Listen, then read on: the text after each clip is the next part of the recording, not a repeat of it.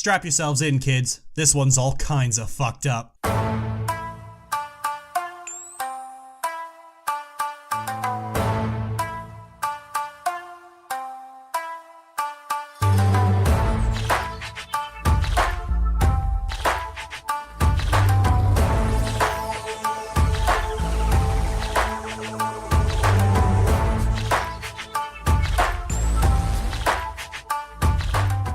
Alright, let's get through this quickly because I have a lot of shit to go through. We've talked about the predatory nature of the brony community and how it grabs a hold of even the tiniest scandals and rides them out like they're on an experimental aphrodisiac. This community is filled to the brim with people who write and produce think pieces about what they pretentiously call drama, but it always seems to start and end at, I just hate all this gosh darn drama. And never really does anything that might contribute to ending that drama, like raking the instigators over the hot fiery coals of penance. While 2016 was filled to the brim with fights among bronies that escalated into rumor-laden scandals, today we're gonna detail the most disgusting of the bunch, and why every single person who had a hand in fanning its flames had better have learned their fucking lesson about taking clear and obvious bullshit seriously. Analysts take a lot of shit, not just from defensive loudmouths who clearly own shares in Hasbro given how badly they react when you describe how an episode is shit, but from each other. It's common to believe that within the analysis community they're all a bunch of lovely people who adore each other, largely because most of them all take part in a group project wherein they pretend to do just that. But as we've demonstrated throughout the lifespan of this series, that conflictless friendship is for the most part smoke and mirrors. People just don't work that way. They're petty, they're jealous, they're vindictive, and they're at each other's throats whenever possible. Oh, that just as easily applies to you!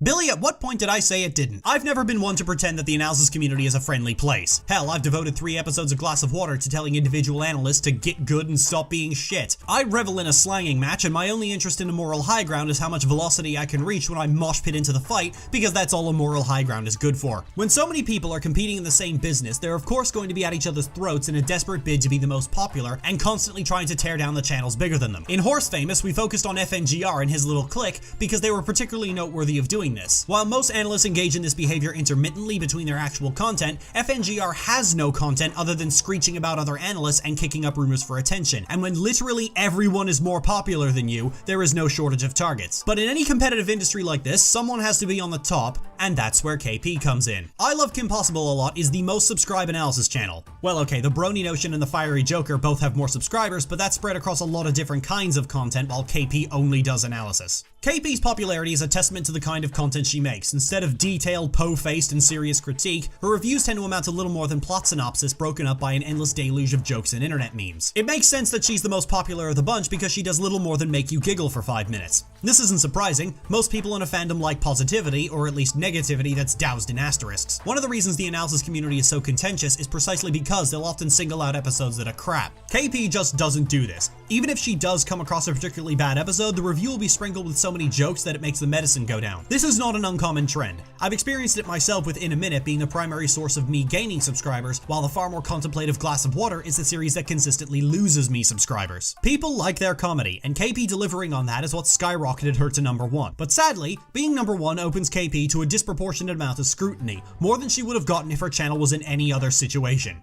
No, I'm serious. There's a big cognitive dissonance to the way some very vocal people view KP's work. It's not uncommon to hear her derided as a meme lord who relies heavily on pop cultural references to get by, but I've always found it strange that the brony community suddenly has standards for comedy, considering they can't go 9 seconds without detailing the latest nod to Doctor Who, or obsessively cheering about any possible reference to Lord of the Rings, or edgy Lord of the Rings fanfiction. Speaking just from my own experiences, when I deliberately avoid a popular meme for a given episode on In a Minute, I'll have swarms of comments asking why I didn't point out this thing that everybody else has already pointed out, or why I didn't acknowledge this or that reference. So I have a hard time believing that KP's work wouldn't be right up most bronies' alley, and considering that she's the most subscribed analysis channel, I would be right to think that. Even her most vocal detractors have an adoration of her brand of humor, so what gives? Well, that kind of cognitive dissonance isn't that surprising, really. Let me demonstrate. Family Guy is often derided for its abundance of gag humor, reliance on pop cultural references, and its propensity for shock value over meaningful commentary. Now, I like Family Guy. I did an entire fucking video on it, but I can't really argue with that. If that's not your taste in comedy, then it's not your taste in comedy. The problem is, for a lot of Family Guy's detractors,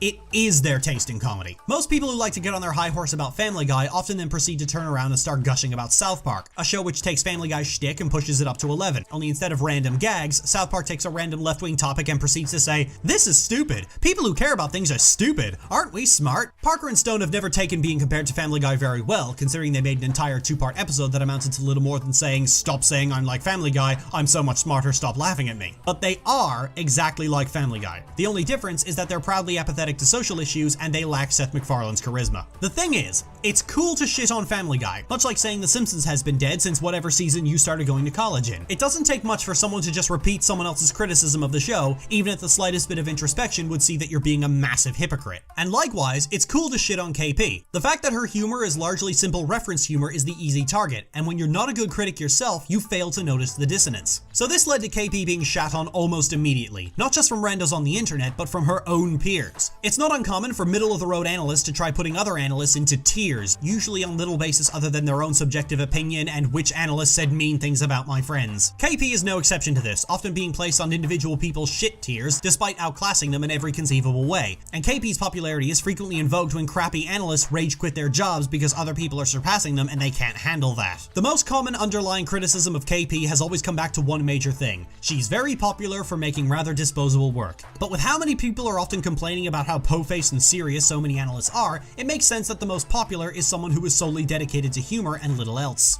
But you know that I wouldn't be making this video if all this amounted to was people thinking KP wasn't funny. And you would be right. In addition to being sneered at by her peers, KP was one of the biggest targets for manufactured scandal. Every time one of her editors left her projects, they would be immediately on forums bemoaning about how much of a slave driver she was, and how much she cheated and lied to get her way to the top. Rumors about how she treated individual editors and staff, harsh deadlines, non-disclosure agreements, it just went on and on and on. All of this culminated in 2016, when anonymous sources claimed that KP's Let's Go and Meet John Delancey short was using leaked assets from Hasbro and was violating a mountain of copyright laws, alongside rumors that KP wasn't adequately crediting the people who worked with her and was driving her editors to slave lip.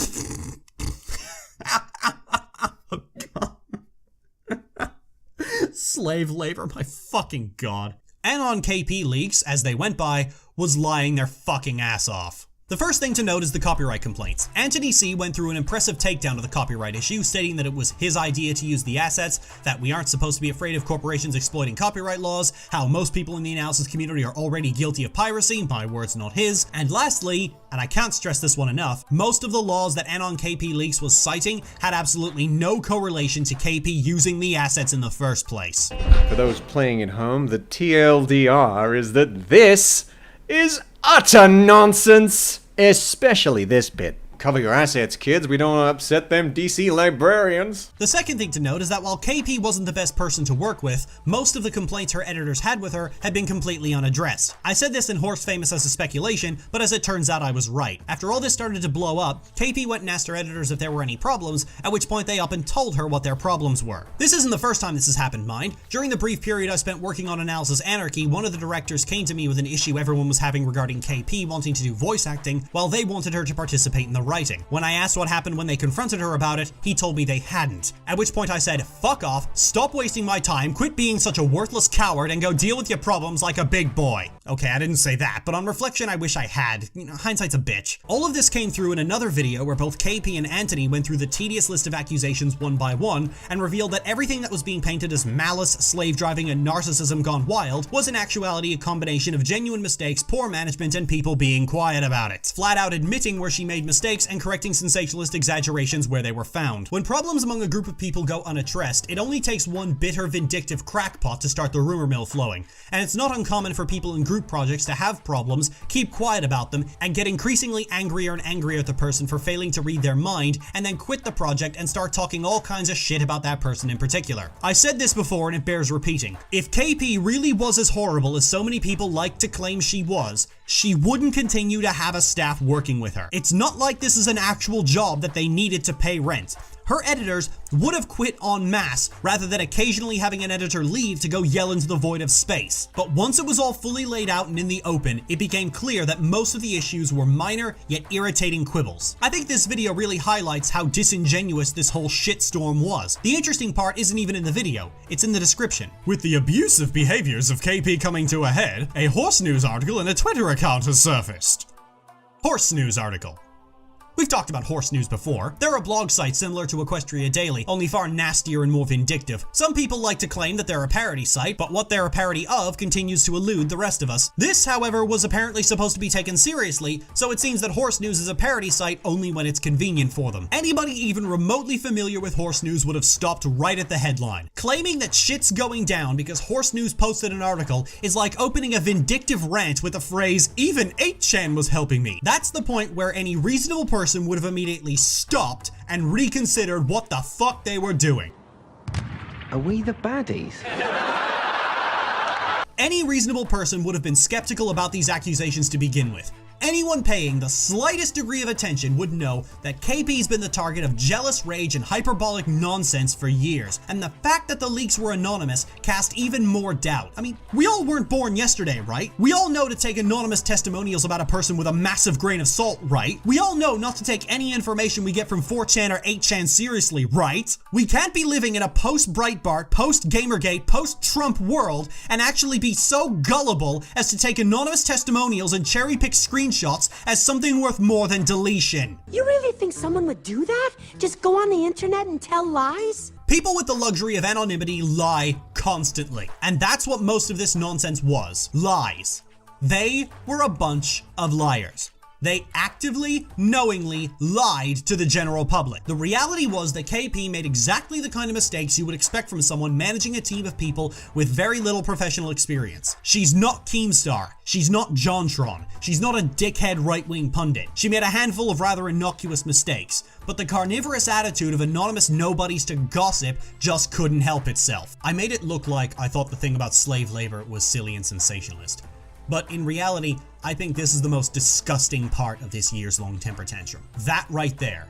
An accusation of slave labor, while simultaneously saying it's clickbaity, but that it's actually true, no really stop laughing. That is the most disgusting thing I have ever seen written or spoken about another person. And I've seen some disgusting shit written about KP and myself over the years. You can't just make that kind of claim based on nothing more than anonymous bullshit and just try and shrug it off. Take a good look. That is what slander looks like.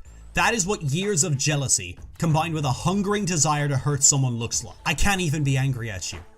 Your life must be just so hollow and so pitiful. I just feel sorry for you.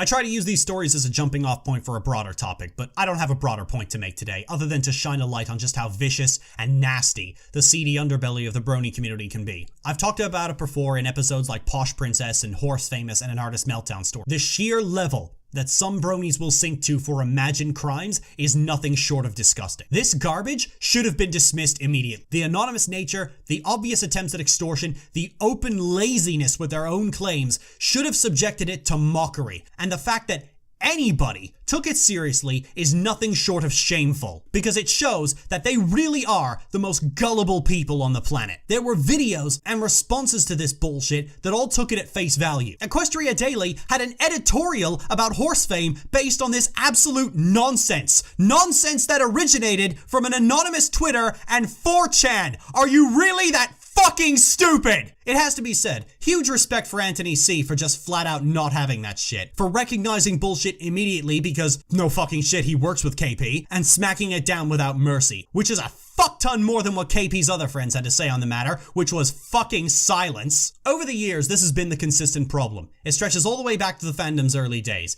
This hungering desire to spread rumors and yank people off imaginary pedestals. From Equestria Daily's bullshit editorials, to that one teenager who said a thing about a comic that one time, to everything KP has had to endure. And it seems that no matter how much it turns out to be bullshit, this keeps happening. People will grab the next shiny object and immediately run with it, learning absolutely nothing, and invite a brigade of human trash to yet another person to terrorize. And if you're sitting there at home, angry because you really do think KP is exactly as evil as 4chan says she is, and I'm just passing off my opinion as fact again, then I'd like to offer you a piece of advice that someone offered me about 10 years ago. Get a fucking life.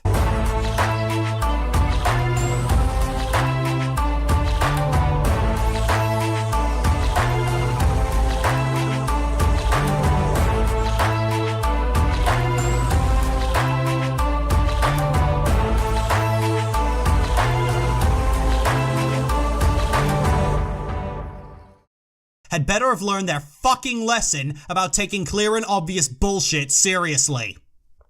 Oh, this is gonna hurt by the end of this.